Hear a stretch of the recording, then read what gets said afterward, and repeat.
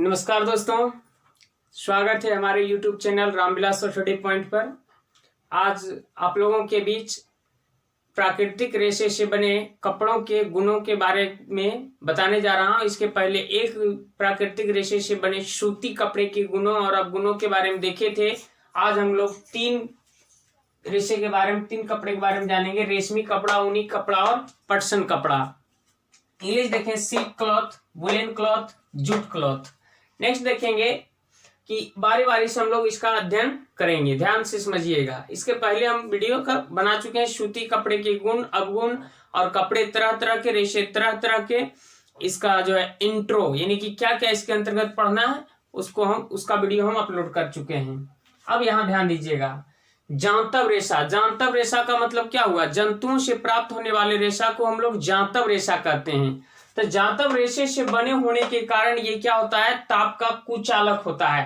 ताप का कुचालक होता है, जिससे शीत ऋतु के लिए अनुकूल वस्त्र है, परंतु इसे गर्मियों में भी उपयोग किया जाता है। आपको बताए थे कि कोई भी जो जंतुओं के शरीर पर जो बाल देखे थे, इसके पहले वाले चैप्टर में हम देखे थे कि जंतुओं के शरीर पर जो बाल पाए जाते हैं, वो बाल क्यों पाया जाता है? क्योंकि ये सब जिस जंतुओं से प्राप्त किया जाता है ऊन, ये ज्यादातर ठंड प्रदेशों में पाया जाता है। और ठंड प्रदेश में पाया जाता है तो उसको हिफाजत के लिए प्रकृति के द्वारा ही उसके शरीर पर मोटे मोटे परत के बाल उगा देते हैं, जिससे कि उसके अंदर वायु भरा रहता है और वह जो है उष्मा को ना तो उसके शरीर से बाहर जाने देता है, न तो ठंडी उष्मा को अंदर आने देता है।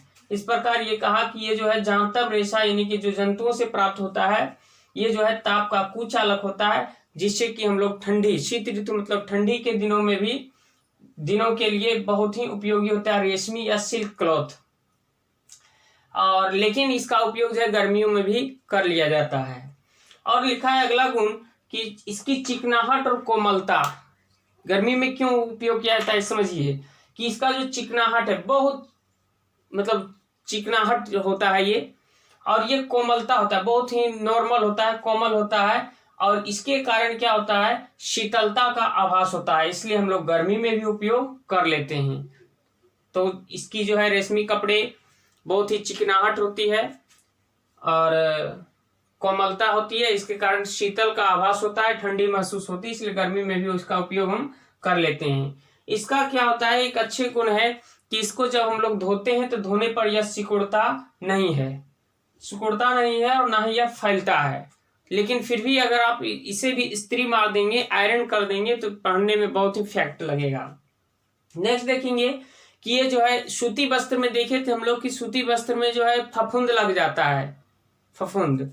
ये देखेंगे रेशम में फफूंद नहीं लगता है, परंतु इसको जब लंबे समय तक नमी युक्त जगह पर अगर रखते हैं तो इसमें भी फफूंद लग सकता है। अब समझते हैं कि नमी युक्त जगह क्या है। नमी किसे कहते हैं? तो वायु में उपस्थित जल की मात्रा को नमी या आर्द्रता कहते हैं, आर्द्र कहते हैं। तो ये नमी युक्त जगह पर यदि रेशमी कपड़े को भी ज्यादा देरी तक रखिएगा, लंबे समय तक रखिएगा, इसमें भी फफूंद लग सकता है।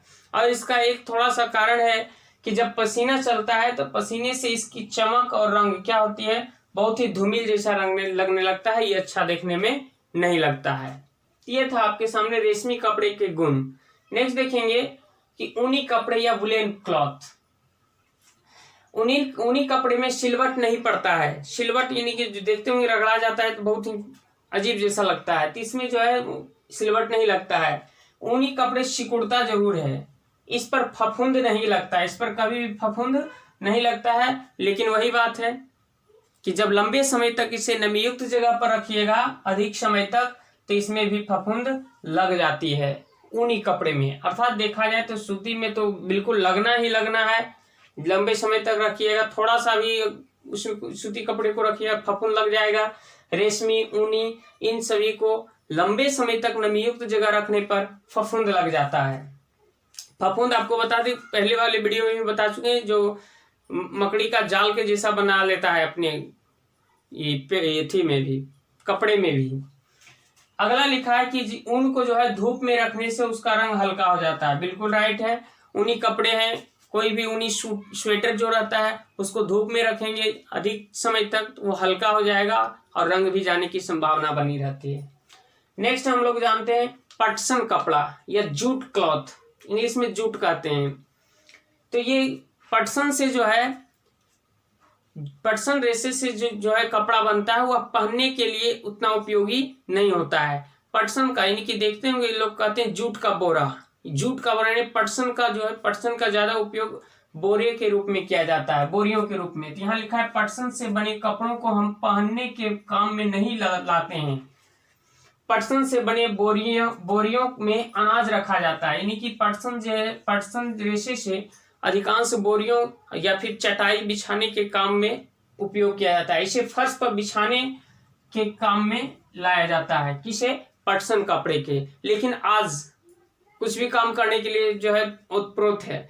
आजकल क्या हो रहा है कि अब इसका रेशा को भी परिष्कृत करके, यानी कि इसके रेशे को भी परिष्कृत, यानी ये जो पटसन के कपड़े के रेशे जो होता है वो मोटा होता है और इसको और संशोधित करके रेशे को पतला कर दिया जा रहा है।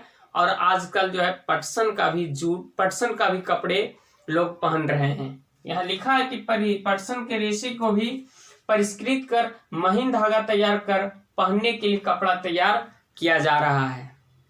तो ये वीडियो आपका था रेशमी कपड़े, ऊनी कपड़े और पटसन कपड़े के गुण और अवगुण के बारे में। आपसे क्वेश्चन पूछ सकता है कि प्राकृतिक रेशों से बने कपड़ों के गुणों को दर्शाएं, तो आप आसानी से इसे लिख सकते हैं। नेक्स्ट टॉपिक में हम लोग देखेंगे कि रेशे और कपड़े की कहानी क्या क्या है और कौन से कपड़े के लिए किस क्षेत्र विख्यात है, कि कौन से क्षेत्र को किस कपड़े के लिए विख्यात कहा जाता है। इन सभी चीजों के लिए हमसे लगातार जुड़े रहें। और सबसे पहले रेशे की शुरुआत कहाँ से हुई थी, इन सभी के बारे में हम लोग जानकारी लेंगे। और ये भी जानेंगे कि जब रेशे की खोज नहीं हुई थी तो उस वक्त लोग कैसे अपना जीवन यापन व्यतीत करते थे। तो लगातार हमारे साथ बने रहें। धन्यवाद।